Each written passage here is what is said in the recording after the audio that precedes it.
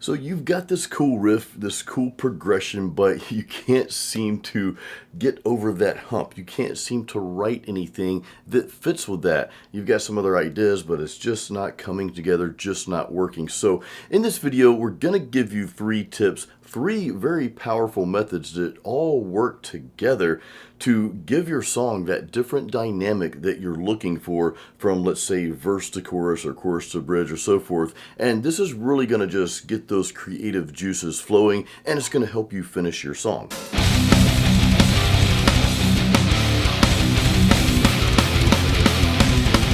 We're going to jump right into these tips, okay? And again, these are going to kind of piggyback off one another. You're going to see like the magic happening here. It's pretty cool. And I want you to try this. Please watch this entire video because I want you to try these methods. And of course, leave comments and let us know how these methods work for you after you watch the video. Also, real quick, hang around till the end. We at Metal Mastermind here have something special we'd like to share with you. So hang around for that. So let's jump right into the first method here. And this is probably the easiest thing that you can do, and you're going to find yourself doing this a lot once you get this down. But let's just come up with, I'll call it kind of like a stock Metallica-ish style metal riff, kind of a classic heavy metal riff. Let's come up with this right here.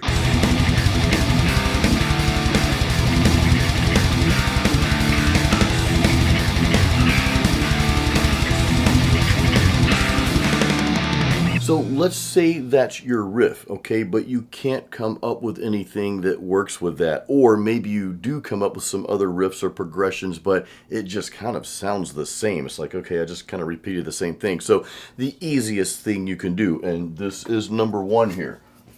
Let's get this erased. I hope you guys enjoy the whiteboard sessions, by the way. These are a lot of fun for me, so I hope they're just as much fun for you as well. So number 1, it's a real simple strategy here.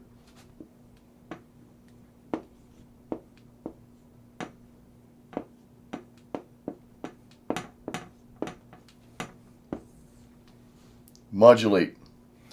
This is probably the easiest thing that you can do to take a riff that you're having trouble adding to that and just take that same riff, you modulate.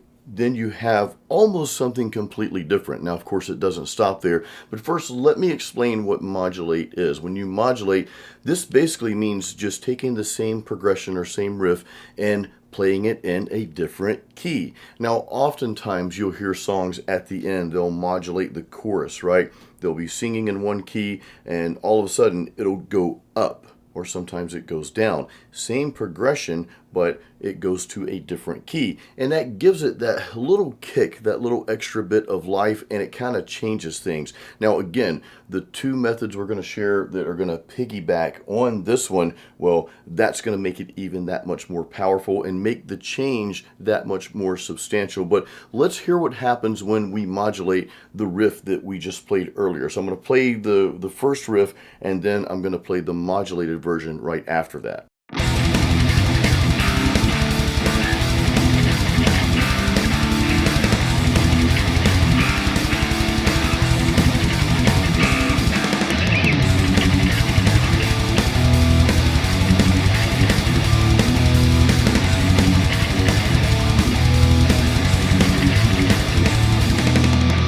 Let's talk about this for a second because I want to show you exactly what we did in case you have questions like, well, how do we know what chords go with that new progression? So our riff here was in the key of E minor, okay? In the key of E minor, we played a very simple progression here, okay?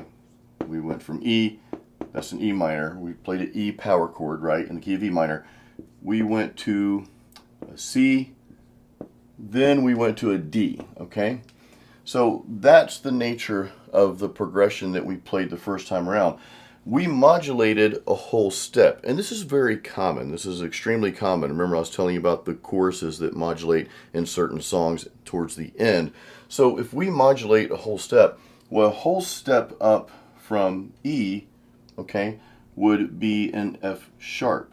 That's the whole step. So again, we're in the key of E minor, so this would, technically be F sharp minor. The key would be F sharp minor. So all you do is just count up a whole step from these next two chords, these next two notes here. So a C, well, it's a D, right?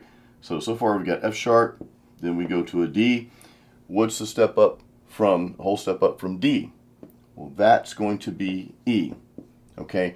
So there we have our new progression. That's the modulated progression there. Now, if you have questions on, well, how did you come up with these chords? How do you know these notes are in that progression and how this fits? We actually have another video on an easy way to understand what's called the circle of fifths. And I'll put the video link up there. You can watch that later. You can go check that out and come back to this one. But that's a really easy way to understand all of this that we're doing here. All right, method number 2. And this piggybacks off method number 1, as we talked about earlier. So method number 2, we've modulated already, okay? Now, you may think, well, okay, modulate, that was awesome and all, but it still kind of sounds the same. I want some more differences in there. It still kind of, need something else. So in this case, we've already modulated, okay? 1, we modulated, modulate. So number 2, what we're going to do here is we're going to take these chords, these power chords that we played in the key of F sharp minor, okay? What did it go to? F sharp to D to E, right? There's nothing that says we have to play the exact same thing. In other words, we played the key of E minor. We played that progression a specific way. So we modulated, but why don't we do some different things with these chords? Okay, we've already got the modulation. That's one change. So I'm just going to throw something different out there. So let's come up with something a little bit different, okay? Let's try this right here.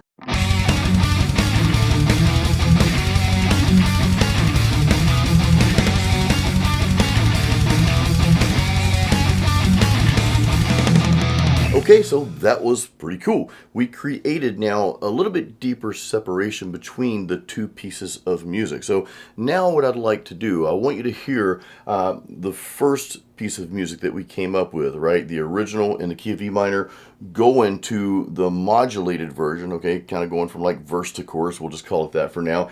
And then I want you to hear that same thing, but with this piece here that we just came up with, okay? Playing the same modulated progression, but with the little riffs and little new stuff that we threw in there. So check this out.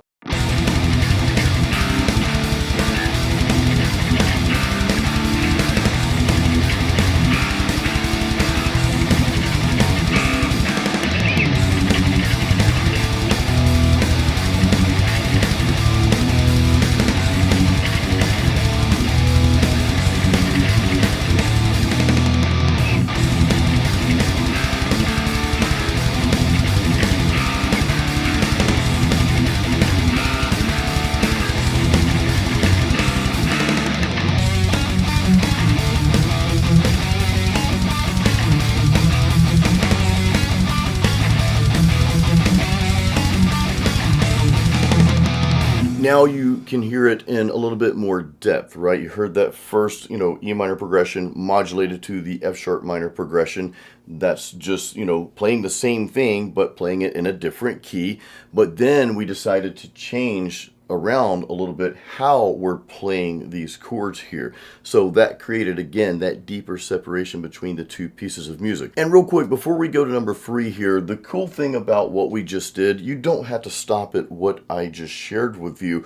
You can take this and just run with it. Maybe you don't even want to play the chords. Maybe you play single notes. Maybe you just make a riff that follows that progression, okay? That's going to create, again, an even deeper separation between those two pieces of music, but still keeping the same feel and vibe that you want for that song. Now we're going to take the separation between the two pieces of music to the next level with tip number 3.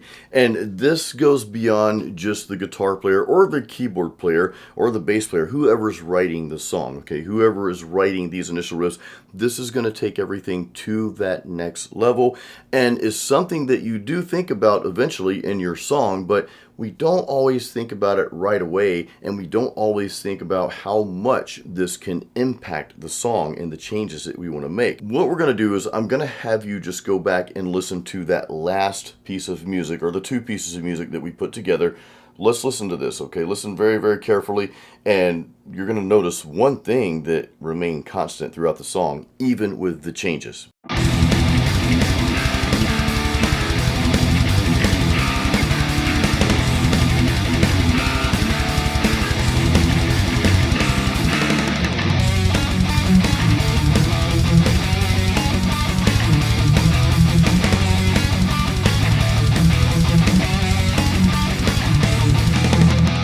So yeah, we changed the rhythms, we changed the progression a little bit by modulating. We even went to the next level and we added some flavor to that later, but there's one thing that just stayed the same throughout the entire song, and that was the drums. So number 3, and I'm not going to stop at just drums here, okay?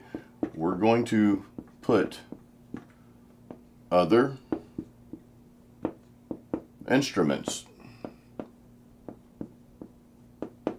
Now, I harp on drums because drums in the world of rock and metal music, they can take a normal rock song and turn it into a metal song just by the drums alone, because the drums are so powerful in our genre of music, okay? They can take a certain style, subgenre of metal. They can take a song in a certain subgenre of metal and change the subgenre sometimes just by the drums. That's how powerful they are. So what I want to encourage you to do is, of course, think about the other instruments, mainly the drums, okay? Maybe keys and bass and all that too. All those are equally as important, but focus on the drums first, meaning make sure you make a change to the drum pattern and what the drums are doing for that second piece of music. So in our case here, our first piece of music was in the key of E minor, E power chord, C, D, right? Well, number 1, we modulated that. So that modulation, that next part of the song is going to be in the key of F sharp minor. After that, we made another change. We went even deeper and we just changed how we played those chords that second time around for that second piece of music.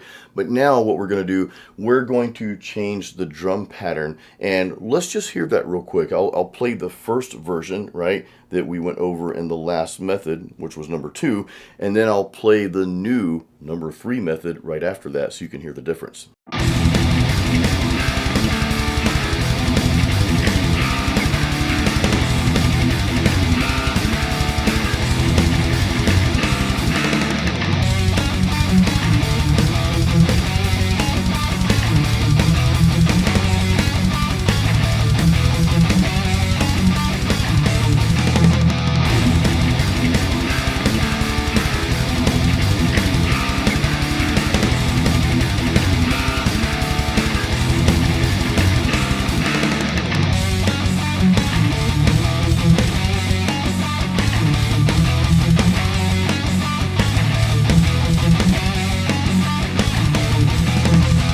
So now you hear and you feel the power of changing the drums around a little bit for that next piece of music. That differentiates even further, right? That creates an even greater separation between the two pieces of music, which is what you want. You've got your chorus here, or your verse, rather. I think we're calling the E minor, the E, C, D. That's our verse. Then we modulated, made some other changes to it, but we also want to change the drums, again, to give it that greater separation so that people know that this is another piece of music. Now, of course, the vocals would be different in that part as well, okay? That's another important factor. The vocal melodies, those would be different, and that's why I say other instruments. Voice is an instrument as well. By the way, we've got an awesome vocal course called Metal Vocal Virtuoso. If you're a singer or you want to learn how to sing metal specifically, I'll leave a link in the description of this video for that. But other instruments, those need to be factored in for the changing, or the changes that you want to make from one piece of music to the next. Now, one thing about drums real quick, so this is something, of course, that you want to give your drummer the freedom to do, okay? You want to give your drummer, maybe let your drummer know what the idea is, and that's what drum programs are for. It gives your drummer an idea of what you're looking for in the song, but maybe they come up with something completely different. I encourage you to give your drummer the freedom to do that, right? Because they're the drummer, not you. And of course, if you're a drummer, you're like, thanks, Jason, I appreciate that. Same thing if you're a solo artist. Maybe you're not in a band, but you're wanting to release a solo album or a single or something like that. I highly encourage you to hire a real drummer. That's going to make a big difference in your music. But give them the freedom to come up with their own ideas. You know, again, you use the drum program to give them the idea, right? But allow them the freedom to come up with something that's, you know, from a drummer's perspective, not yours. So I just wanted to throw that out there. Now, I told you to hang around for something special at the end. I've got two things for you real quick. Number one, I want you to know that there is no right way or wrong way to write a song, okay? At the end of the day, it's got to be something that you're proud of, that you feel is authentic and original to you, and it's got to come from deep within yourself, or, you know, with your band, if you're collaborating with members of your band to write the song. It's really got to come from deep within. So don't let anyone tell you, well, it's got to be this way or it should be that way. That's not for that person to decide. That's only for you to decide. It's your song, so get it out there. But at the same time, you want to make it the best song possible for you. And on that note, we do have a metal songwriting course here at Metal Mastermind. It's called Metal Songwriters Forge. I'll leave a link to that along with the vocal course that we have. I'll leave those links in the description of this video here. Now, this course is a very deep dive. It is an intense course. I'm not going to pull any punches here, okay? We go through everything from rhythms and riffs and progressions, but we don't just stop there. We also go into writing lyrics and writing melody lines for the vocals. We also touch even on the bass and the drums, and it's just a full spectrum. There's even some music theory involved in this course as well. But we go through the full spectrum of just giving you some ideas, and that's our whole goal here, is just to help you get that creativity just out even more. You've already got it in you, okay? We're not telling you how to write a song, but we are giving you some principles and some fundamentals to build upon, and I really think this course is going to help you just come up with fresh ideas time after time, every time you go through the course. And we actually take you through an entire song. At the end of the course, we actually take you through an entire song that co-owner Ken Candelas and myself for Metal Mastermind, we wrote this for Metal Mastermind for this course. So it's a very interesting course. I think you'll love it. So do check that out. Again, the link is in the description of this video here. So check that out. And again, I hope you enjoyed this video. Leave us any questions or comments you may have, and we will see you on the next video. I almost knocked that down. Better be careful. See you on the next one.